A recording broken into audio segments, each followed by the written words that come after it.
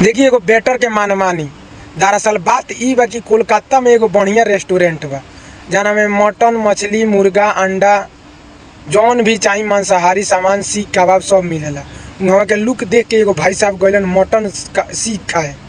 Waiter से order दे दिलन mutton सीख के, लेके आइलू मटन सीख ना, गाय के मांस वाला सीख लेके आई, दे दिलक, खा लेलन।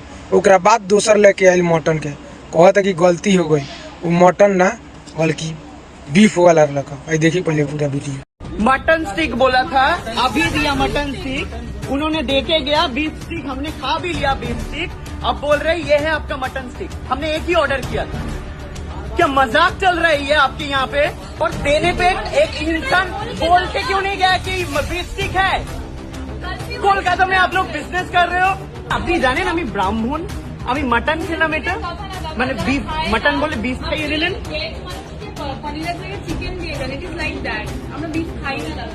আপনি কি আপনার কি রিলিজিয়ন কি আপনার? হিন্দু না মুসলিম? আপনি মুসলিম। আপনার যদি শুয়োর খাওয়াই জোর করে খেয়ে নেবেন আপনি? তাহলে আপনি আমাকে গোমাতাকে খাওয়ালেন আমাদেরকে।